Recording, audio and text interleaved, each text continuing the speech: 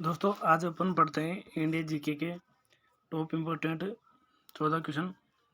तो दोस्तों आपको अच्छा लगे तो वीडियो को लाइक करना। तो दोस्तों इंडिया जीके में फर्स्ट क्वेश्चन है कि भारत का राष्ट्रपति निम्न में से किस सदन का सदस्य होता है। यानी भारत का राष्ट्रपति निम्न में से किस सदन का सदस्य होता है। Option number A Rajya Sabha, option number B Lok Sabha, option number third C Vidhan Sabha, option number fourth इनमें से कोई नहीं। तो दोस्तों जो भारत का राष्ट्रपति होता है वो निम्न में से किसी का इनमें से किसी का भी सदस्य नहीं होता।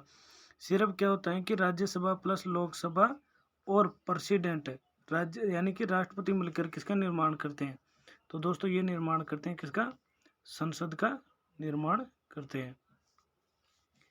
इसके बाद में आता है क्वेश्चन नंबर 2 कि वैदिक युग में राजा अपनी जनता से जो कर वसूला करते थे उन्हें क्या कहते थे। यानी कि जो वैदिक युग था, अब वैदिक युग में राजा अपनी जनता से जो कर वसूलते थे उसे क्या कहा गया था। तो दोस्तों उस कर को कहा गया था बलि। क्या कहा गया था, बलि। अब आता है क्वेश्चन नंबर 3 कि राष्ट्रपति द्वारा राज्यसभा के सदस्यों के नामांकन का नियम किस देश के संविधान से लिया गया है। यानी कि जो राष्ट्रपति द्वारा राज्यसभा के सदस्यों का नामांकन किया जाता है यह प्रक्रिया किस देश के संविधान से लिया है। तो दोस्तों ये लिए आयरलैंड से। अब और आयरलैंड से अपन ने क्या किया है, आयरलैंड से आप सभी को पता है कि अपन ने नीति निर्देशक तत्व कहाँ से लिए। तो दोस्तों अपन ने नीति निर्देशक तत्व भी आयरलैंड से लिए हैं। क्या, नीति निर्देशक तत्व। अब आता है क्वेश्चन नंबर 4 इनफिक्ट कि निम्नलिखित में से कौन राष्ट्रपति द्वारा नियुक्त नहीं किया जाता। यानी कि इनमें से वह कौन सा पद है जो राष्ट्रपति द्वारा नियुक्त नहीं किया जा सकता। तो दोस्तों वह पद कौन सा होता है, वह पद आता है महाधिवक्ता। यानी कि क्वेश्चन नंबर 4 का ऑप्शन नंबर सी महाधिवक्ता। जो नियंत्रक एवं माल्य का परीक्षक होता है इसका नियुक्ति भी प्रेसिडेंट करता है। इसके बाद में आता है महान्यायवादी, इसकी नियुक्ति भी कौन करता है, प्रेसिडेंट। और जो राज्य का राज्यपाल होता है गवर्नर, उसकी नियुक्ति भी कौन करता है, इन तीनों की नियुक्ति प्रेसिडेंट यानी कि राष्ट्रपति द्वारा की जाती है। इसके बाद में आता है कि दिल्ली के किस सुल्तान की मृत्यु चौगान खेलते समय हुई थी। यानी कि दिल्ली का वह कौन सा शासक था जिसकी मृत्यु चौगान खेलते समय हुई। अलाउद्दीन खिलजी, कुतुबुद्दीन ऐबक, बलबन व इल्तुमिश।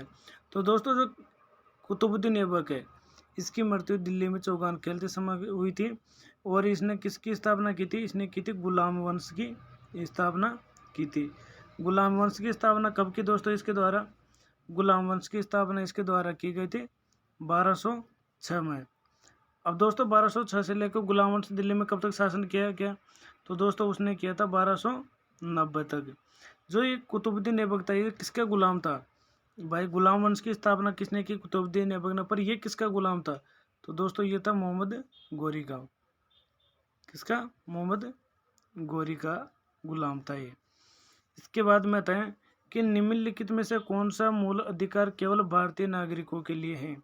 यानी कि इनमें से कौन सा वो अधिकार है जो विदेशियों को नहीं दिया जा सकता, केवल मूल निवासियों को दिया जाता है। दोस्तों वो आता है अभिव्यक्ति का अधिकार। अभिव्यक्ति का अधिकार केवल जो भारत के मूल निवासी हैं उन्हीं को दिया जाता है, विदेशियों को यह अधिकार नहीं दिया जाता। इसके बाद में आता है कि आल्प्स पर्वत श्रृंखला किस महाद्वीप में स्थित है। तो दोस्तों आल्प्स पर्वत श्रृंखला आप सभी को पता है कि यूरोप महाद्वीप में स्थित है। दुनिया का सबसे बड़ा यूरोप महाद्वीप कौन सा है, अपन सबको पता है वह कौन सा है, वह है एशिया महाद्वीप। इसके बाद में यूरोप। क्वेश्चन नंबर 9 आज तक संसद की कितनी बार संयुक्त बैठक बुलाई गई है। यानी कि जो अपनी भारत की संसद है उसकी कितनी बार संयुक्त बैठक बुला चुके हैं अभी तक। तो दोस्तों उसका राइट आंसर है 3। कितनी बार, 3 बार। इसके बाद बताएं कि प्रथम बौद्ध परिषद कहाँ आयोजित की गई। यानी कि जो प्रथम बौद्ध संगीति थी वो कहाँ पर आयोजित की गई थी। तो दोस्तों वो कहाँ की गई थी, पाटलिपुत्र में। इसके बाद में बताएं कि हॉर्नबिल फेस्टिवल जिसे त्योहारों का त्यौहार कहा जाता है। त्योहारों का त्यौहार किसे कहा जाता है, हॉर्नबिल महोत्सव को। ये किस राज्य में मनाया जाता है? तो दोस्तों हॉर्नबिल फेस्टिवल अपन को पता होगा कि नागालैंड में मनाया जाता है। और हॉर्नबिल क्या है? नागालैंड का राजकीय पक्षी है। क्या? हॉर्नबिल। यहाँ का क्या है? राजकीय पक्षी है। राज्य पक्षी है कहाँ का? नागालैंड का। नागालैंड अपन को पता है कि पूर्वी भारत का राज्य है। पूर्वी भारत का राज्य। इसके बाद में आता है कि अशोक के शिलालेखों की लिपि क्या है? तो दोस्तों अशोक के शिलालेखों की लिपि है ब्राह्मी लिपि। और कहा गया है मतलब जो अशोक के शिलालेख हैं कौन सी भाषा में लिखे गए हैं? तो दोस्तों ये लिखे गए हैं प्राकृत भाषा में। प्राकृत भाषा में। इसके बाद में आता है कि नामदफा राष्ट्रीय उद्यान किस राज्य में स्थित है? यानी कि जो भारत में नामदफा राष्ट्रीय उद्यान है वह कौन से राज्य में स्थित है? तो दोस्तों वह है अरुणाचल प्रदेश में। कौन से राज्य में? अरुणाचल प्रदेश में। इसके बाद में आता है अल्टा कैरोटीन एक प्रोटीन जो पाया जाता है। यानी कि जो अल्टा कैरोटीन है ये किस में पाया जाता है? तो दोस्तों ये पाया जाता है त्वचा में। तो दोस्तों त्वचा के साथ पाया जाता है ये अपने बालों में। बालों के साथ पाया जाता है अपने नाखूनों में।